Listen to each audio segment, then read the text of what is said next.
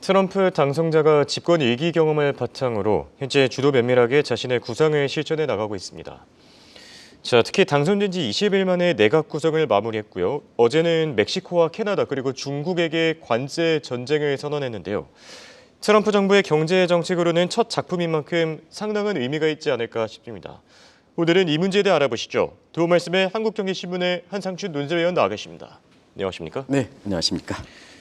자, 트럼프가 이제 관세 전쟁을 본격적으로 선포했습니다. 지금 캐나다 그리고 중국, 멕시코가 그 대상으로 올랐는데요.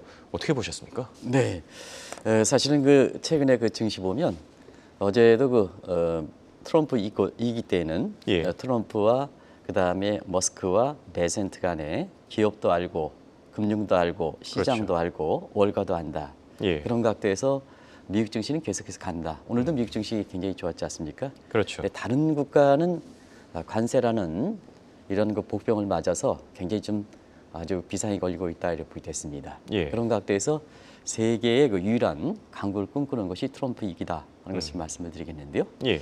상당히 이것을 실천하기 위해서 굉장히 주도면밀하게 가죠. 아마 관세부가 대상인 멕시코라든가 캐나다 예. 입장에서는 굉장히 내년 1월 20일에 취임하는데 이 조치가 이렇게 나왔을까 하는 측면은 수지 와일스 미 트럼프 집권이기의 비서실장을 한번 얘기해 보겠습니다. 수지 와일스는 이 트럼프노믹스의 성공은 시간이다, 시간 싸움이다 이렇게 얘기합니다. 예. 우리가 아마 기업이라든가 이런 측면에서 상당히 이렇게 중요한 시사점을 던져주는 게 아닌가 생각하는데요. 집권이 4년이 있습니다. 예. 전반기에 모든 것을 추진하지 않으면 트럼프노믹스 2기는 1기 때와 마찬가지로 실패가 될 것이다 하는 이런 위기감에서 스위스 와일즈가 이렇게 주도하고 있다 이렇게 보겠습니다. 예. 아시겠습니다는 그런 과정에서 우선순위를 어떻게 설정할 것이냐 하는 측면인데요. 트럼프노믹스는 바이드노믹스 지우기입니다. 예. 바이드노믹스의 지우기를 할수록 그 시기를 앞당긴다. 그래서 이번 조치를 그런 성격으로 보시면 되지 않냐 생각합니다. 그렇죠. 사실 스위스 와일즈가 갖고 있는 지금의 모든 문제는 굉장히 빨리 구성되고 있죠. 뭐 아시겠습니다는 트럼프 당선한 지 20일 만에 내각 예. 구성 15일을 전부 완료했습니다. 그리고 정책 추진위원께서 눈이 말씀드립니다는 지금 백악관뿐만 아니라 상원, 연방 대법원, 국민의 지지도까지 레드 스위퍼니까 아주 탄력적으로 밀고 갈 수 있는 거죠. 그렇죠. 탄력적으로 그런 측면에서 사실 이번에 관세 부분은 누구든 예상하지 못했습니다. 집권 2기 때 가장 첫 작품으로 신파리 협상을 탈퇴하는 게 아니냐 예. 하는 쪽인데 이번에 관세 부활을 트럼프 집권 2기의 취임 첫날에 첫 작품으로 이걸 내놨거든요. 그렇죠. 그러다 보니까 상당히 의미가 있고 다른 국가에서 관심이 가질 수밖에 없습니다. 여러 가지로는 이것 조치도 스트롱 아메리카, 스트롱 달러 이런 측면의 구상의 일환으로서 이 문제가 바이드노믹스에 바이든의 야망을 구성하는 데 있어서는 관세가 오히려 비트코인보다 나중에 비트코인도 우리가 누차에 말씀드리겠습니다는 더 효과적인 게 아닌가 하는 측면에서 관세부가 작품이 처음 나왔다 이렇게 됐습니다. 자연스럽게 미국의 주가는 오늘 3대 주가 다 올랐죠. 예. 그리고 달러 인덱스 다시 주춤하다가 강세를 보이는 어제 어떤 분이 그런 양상을 하고 있어요. 베센트가 들어오면 유연한 관세가 될 것이다. 국채 금리가 안정이 되면서 달러 약세가 될 것이다. 예. 이렇게 되는데요. 나중에 말씀드리겠지만 베센트와 상무장관 로트닉과는 역할 분담이지 베센트가 상무장관 로트닉을 우위에 있는 사람은 아닙니다. 그걸 그렇죠. 그럼 다시 한번 말씀을 드리면서 풀어가도록 하겠습니다. 알겠습니다.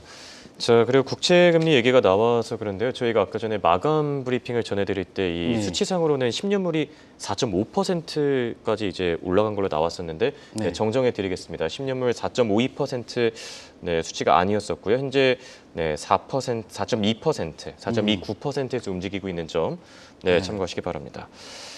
자, 트럼프의 관세 전쟁. 사실 이 관세 정책이 첫 작품인 만큼 상당한 의미가 있지 않을까 생각이 또 드는데요. 어제 캐나다와 멕시코 그것도 25% 고관세로 부과했다는 거는 참 이례적이지 않습니까? 네. 캐나다와 멕시코는 USMCA에서 예. 제로 관세였습니다. 근데 여기 25%니까 굉장히 하이 테이프렉스 고관세죠. 그렇죠. 결과적으로 보면 USMCA 폐지다. 이렇게 이제 알려지는 겁니다. 그러면 사실 집권 일기 때에는 시청자 여러분 아시겠습니다는 오바마 지구이죠. 그때 당시에는 전 정부가 오바마니까 예. 오바마 지구로서 신파리 협정을 탈퇴했거든요. 그런데 이번에도 이것이 바이든 정부가 들어오면서 2021년 4월 달에 신파리 협상을 처음으로 그때 코로나 때문에 온라인상으로 이것을 다시 재가입했지 않습니까?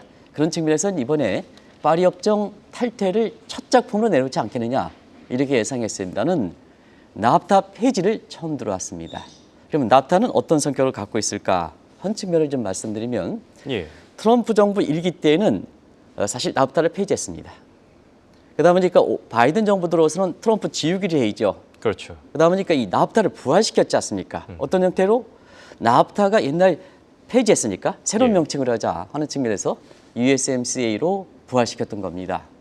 그러다 보니까 자 트럼프 정부 입장에서는 집권 일기 때에도 멕시코 이민 정책과 관세를 부과시켰거든요. 연계시켰거든요. 예. 그러다 보니까 이번 같은 경우에는 USMCA가 경우에 따라서는 일기 때 바이든 정부로 이렇게 넘어가면서 가장 정책적인 측면에서는 사실 바이든의 치욕을 당한 게 아니냐. 그래서 집권 2기 때는 신파리 협상 이렇게 탈퇴보다는 이 문제를 선택했던 겁니다.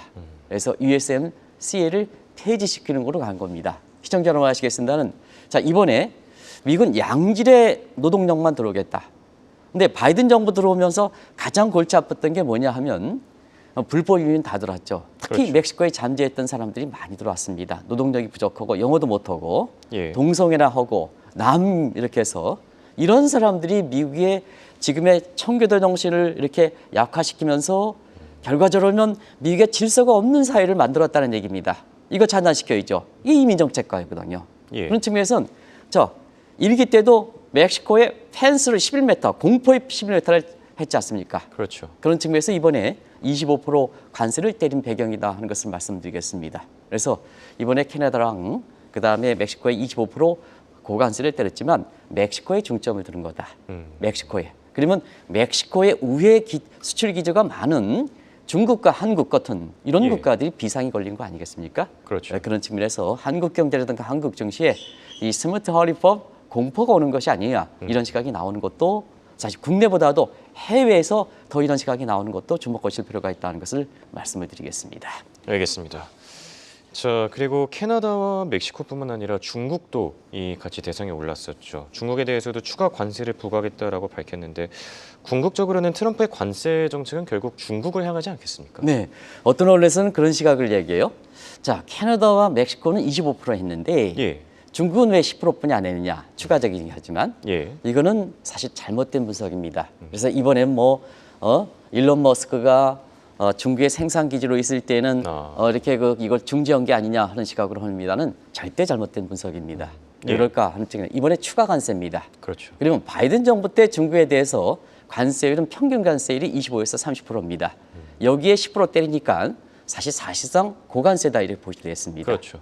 일부 언론에서 단순히 스치고 과거의 배경을 이렇게 무시하고 그렇게 때린 것은 잘못됐다는 것을 말씀드리겠습니다.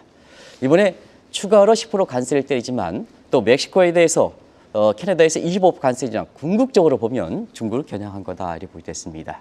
자, 대외경제정책의 총괄은 아시겠습니다는 베센트도 대중강경론자입니다. 예. 그리고 상무장관도 대중강경론자입니다.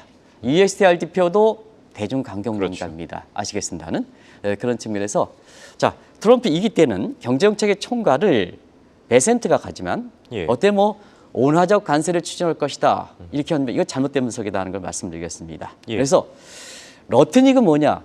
트럼프가 재무장관을 취재했던 사람의 권력 다툼으로서 상무장관에 이렇게 임명된 그렇죠. 사람이기도 해요. 그걸 좀 잘 보실 필요가 있습니다. 그래서 대중강경론자는 대중강경정책은 일론 머스크가 주도하는 게 아니라 예. 거기에 지금 일론 머스크의 계열에서 추천한 사람을 밀게 했던 백악관의 핵심 골수들이 주도하는 거다.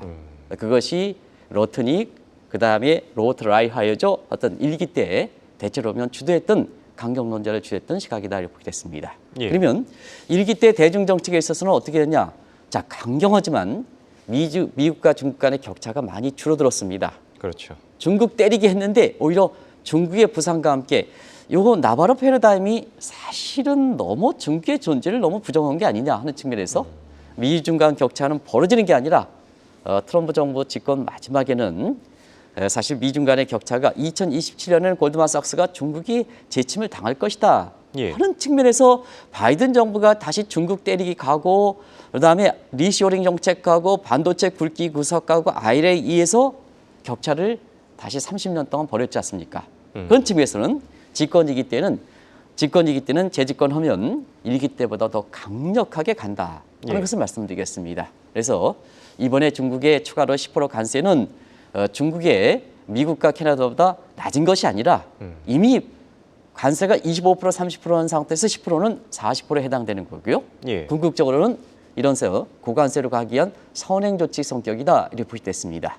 그래서 일론 머스크가 중재를 해서 10%뿐이 안 됐다. 이 시각은 잘못됐다. 어떤 전문가가 방송에 나서 그런 얘기하는데 잘못돼 있다 하는 것을 말씀을 드리고 관세는 하워드 러트닉 지금의 상무장관과 루에스티아를 총괄하는 이 사람의 주고되는 거다.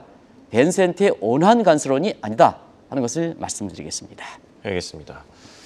자, 그리고 이번 조치가 어쨌든 캐나다, 멕시코, 중국을 향하긴 했지만 어쨌든 궁극적으로는 뭐 전 세계한테 부과했다. 뭐 비슷하지 않겠습니까? 네. 결국 USMCA를 폐지했다는 것은 사실 바이든 정부의 정책을 한번 보겠습니다. 바이든 정책은 두 가지겠죠. 미국을 들어와라 리쇼링 정책, 이 정책 그리고 IRA에서 보조금에서 해외 기업들 들어와라 하는 정책입니다. 근데 IRA를 폐지할 때는 어떻게 되냐? 그러면 미국에 들어오는 부분에 대해서 보조금이라든가 폐지하면 결국 멕시코라든가 이런 측면에서 미국에 진출하기 우회 기지로서 멕시코가 더 필요하다는 얘기입니다. 그렇죠. 자막이 안 나오고 있습니다만 자막이 이렇게 질문 4번 자막을 좀 해주시기 바랍니다. 그러다 보니까 자, 이 중국과 한국의 우회 기지로서 앞으로 트럼프 정부가 IRA를 폐지하든 개정하든 간에 이 문제가 굉장히 중요하거든요. 그러면 대중관경 입장에선 중국을 타겟해야 되지 않습니까? 또 한국도 무임승차에서 타겟하지 않습니까? 그런 측면에선 멕시코를 더 옥죄기로 나서는 거다 하는 의도를 갖고 있다고 보겠습니다. 그러다 보니까 지금 관세를 부과하는 쪽에서는 굉장히 상징력을 갖고 있는 거죠. 자, USMCA에 멕시코 이민정책 관련된 문제, 그리고 우회 수출기로서 중국이라든가 한계 우회 수출 기지, 그리고 중국 때리기 이런 측면에서 비록 3개국 멕시코가 그다음에 캐나다와 중국에 대해서 취했기는 하지만 전 세계를 대해서는 이렇게 관세 전쟁의 공포 선포다 하는 것을 말씀을 드리겠습니다. 그러면 이제 전 세계 국가들이 이렇게 관세 공포되면 자연스럽게 월가 입장에서는 1929년에 스무트 허리법이 나오는 거죠. 그때 한번 평균 관세를 보겠습니다. 59% 때려서 세계 보유지가 확산되고 그다음에 세계 교육이 위축돼서 1930년대 대공황이 발생했던 문제죠. 그러다 보니까 뭐냐, 레이 서머스 같은 교수 같은 경우는 이번에 트럼프의 이 관세에 대한 부과는 자 굉장히 앞뒤가 안 맞는 정책이다. 이런 쪽에 얘기가 나오는 겁니다. 그리고 정치적인 측면에서 보면 미국 이외의 국가들의 주가를 이렇게 보면 해당 국가 멕시코라든가 캐나다라든가 중국의 주가는 떨어지고 그다음에 통화치도 흘러내렸습니다. 한국도 마찬가지고 그렇죠. 이런 과정에서 사실은 전 세계 문제다. 비록 3개국에 대한 조치지만 이건 선행성을 갖고 있기 때문에 사실 트럼프의 집권 2기 때 보면 우회 기지를 만든다는 측면에서는 자 우회 기지에 선택하는 멕시코의 이 기지의 중요성이 이렇게 볼 때 여기에 대해서 관세를 제일 먼저 때린 것은 그만큼 전 세계를 대상으로 하는 거다. 그런 것을 말씀을 드리겠습니다. 알겠습니다.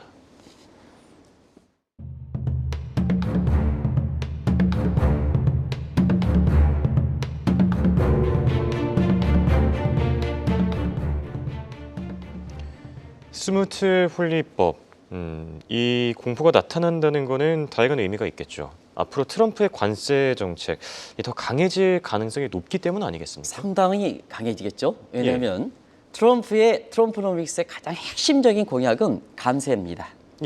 그리고 뉴딜 정책을 추진하는 겁니다. 감세적인 측면에서는 어떠냐 하면 소득세 폐지하죠. 그렇죠. 법인세 대폭 감세하죠. 21%에서 15% 감세하죠. 그다음에 재정 수입에서는 사실 적자가 세수가 줄어들 수 있지 않습니까? 그리고 트럼프는 영웅이 돼야 됩니다. 예. 노벨상을 타야 됩니다. 노벨상에는 유혹이 강한 사람입니다.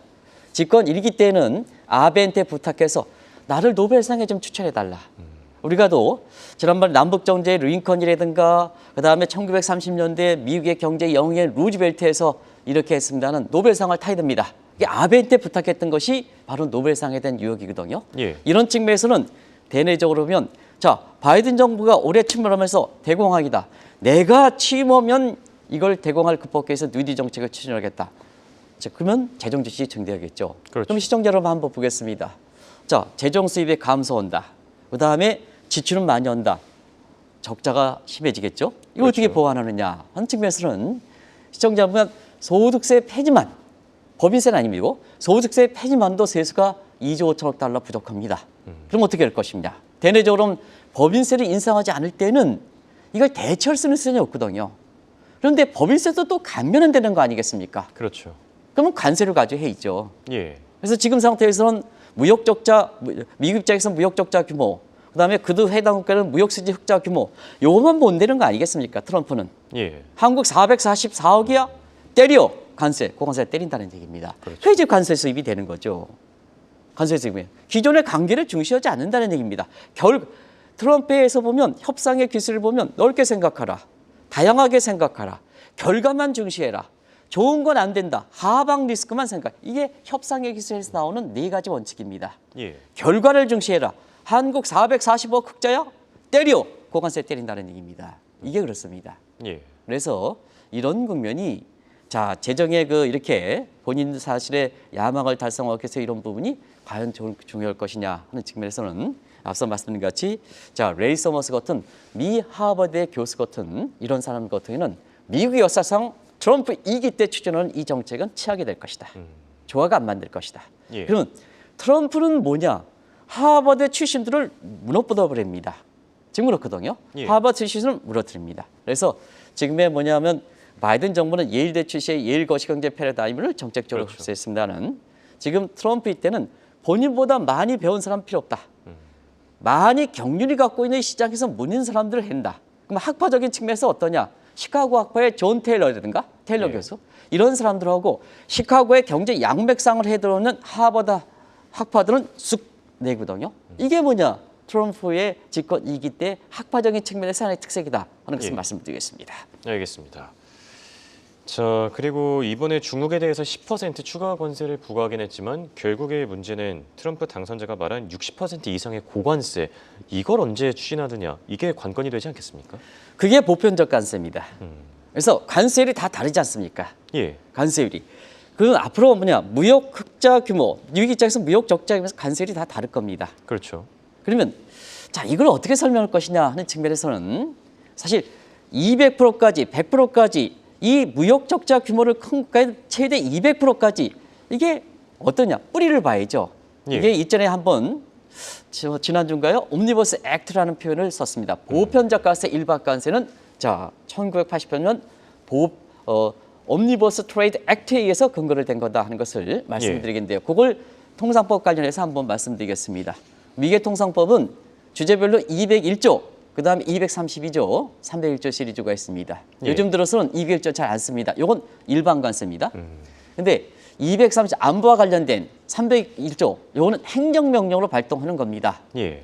그래서 전가의 부도처럼 그리고 또 한 가지는 이걸 통합시킨 것이 슈퍼 301조라는 통합본 것이 1988년 옴니버스 액트에 근거를 둔 거다. 그런 것을 말씀을 드리겠습니다. 네, 그런 과정에서 시청자 여러분 아시겠습니다는 이 1980년에 근거를 둔다면 자, 한국이 이번에 환율 관찰 대상국에 포함됐거든요. 그렇죠. 그래서 2015년에 특별법에 의해 가지고 예. 자 일반의 무역 적자 규모 한국 입장에서는 200억 달러 이상 흑자를 기록하고 경상수지가 GDP에 대비해서 2% 이내 환율 조작 비용 그래서 베넷 해치 카퍼에 의해서 하는 게 아니고 옴니버스 액트에 한다는 얘기입니다. 트럼프 마음대로 갔다는 얘기입니다. 예. 그런 관점에서 이번에 보편적 관세 이런 얘기를 나오고 있는데요. 이게 1988년 옴니버스 액트를 근거로 한다면 미국 입장에서 무역 흑자의 규모에 따라서 최대 중개에 대해서 200% 고관세도 물을 수가 있다. 그래서 말씀드리겠습니다. 그리고 환율과 관련돼서도 2015년에 그 세 가지 기준이 아니라 예. 과거 1990년대 초반에는 한국도 환율 조작을 걸리고 중국도 걸리고 다 걸렸거든요. 왜 그럴까? 이게 1988년 종합무역법에서 환율 조작으로 걸릴 수 있는 근거법이 그쪽에 돼 있거든요.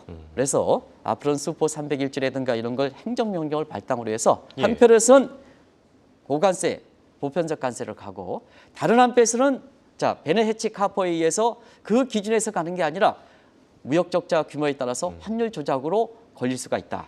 예. 이게 보호주가 되겠죠. 그렇죠. 보호가 되는 거죠. 양날의 칼이지 않습니까? 그런 예. 측면을 보실 필요가 있다는 것을 말씀드리겠습니다.